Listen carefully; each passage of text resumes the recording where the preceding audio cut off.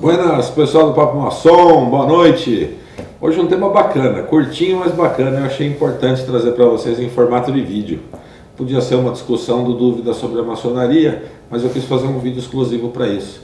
Cabe entre as minhas publicações periódicas e agendadas aí, vou inserir esse cara aí no meio delas. Eu recebi um material recentemente, de um autor desconhecido, falando sobre as lições de um mestre maçom aos seus aprendizes e companheiros. Eu achei de extrema importância e de extremo bom gosto de quem escreveu. Vou então aqui ler para vocês, né, essas 5 lições e explicar um pouquinho do meu entendimento dessas lições perante o mestre maçom, ok? Vamos lá. Ouvir é uma das habilidades mais importantes de um mestre maçom. Essa é a primeira. Eu falei um pouco disso, gente, num vídeo que eu deixo o card aqui para vocês, que é onde eu explico os graus simbólicos, né? Aprendiz, companheiro e mestre maçom. Lá eu explico qual o papel e qual o objetivo de cada um dos graus dentro da maçonaria simbólica. Lá eu falo muito sobre a importância do ouvir para o aprendiz maçom.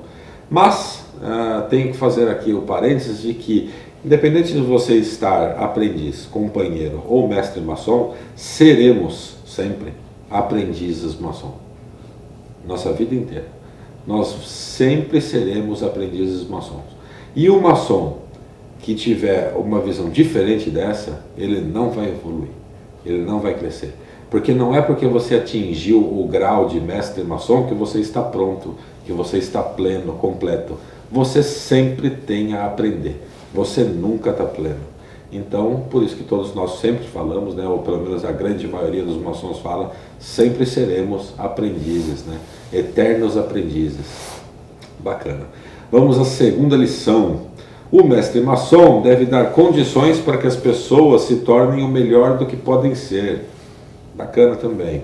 O que isso significa, né? O mestre maçom ele tem que proporcionar ao aprendiz e ao companheiro os ensinamentos, o norte, o uso correto das ferramentas que a maçonaria traz para que eles se tornem pessoas melhores, né?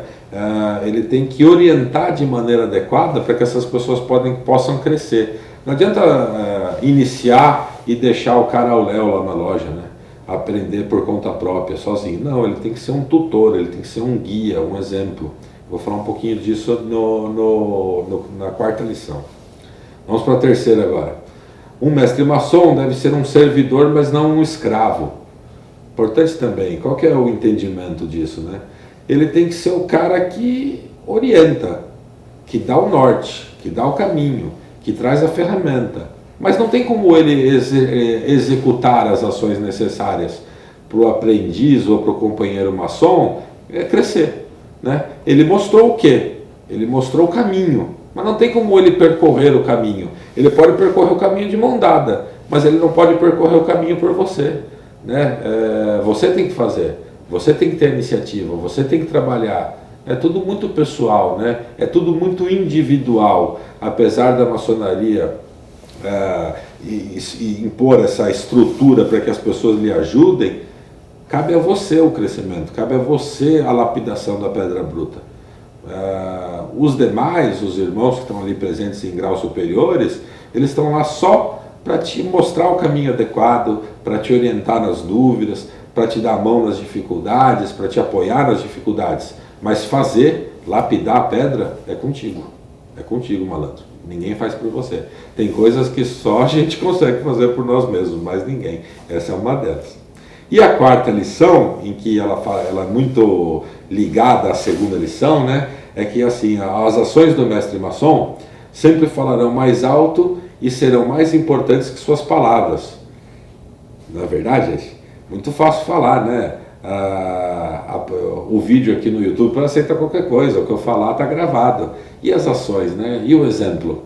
O exemplo é muito mais importante do que uma palavra, né? Então seja o exemplo, não seja o orador. Esse é o ponto, né? O mestre maçom, além de mostrar o caminho correto, o uso das ferramentas, ele tem que ser exemplo no uso disso. Como ele vai ser sempre um aprendiz, ele vai estar sempre lapidando a sua pedra bruta, ele tem que ser o exemplo. Não adianta nada ter um discurso bonito e uma prática terrível, contrária, né? Então, Né? A quarta lição, eu acho que é a mais importante de todas. E a quinta lição: o mestre maçom deve se comportar em relação aos aprendizes e companheiros da mesma forma que gostaria de ser tratado. Né? Então, o que é isso? Ele deve tratar os aprendizes e companheiros da mesma forma que ele gostaria de ter sido ou de ser tratado pelos demais irmãos ou os membros da sociedade. Isso não é só uma lição para a maçonaria, né? Isso é uma lição para a vida. Você tem que tratar as pessoas como você gostaria de ser tratado, seja ela em qual meio você está inserido. Se é no meio social, se é no seu círculo social, se é no seu ambiente profissional, se é na maçonaria, se é na sua casa, seja onde for. Você tem que tratar as pessoas como você gostaria de ser tratado. Isso é justo, né? Correto.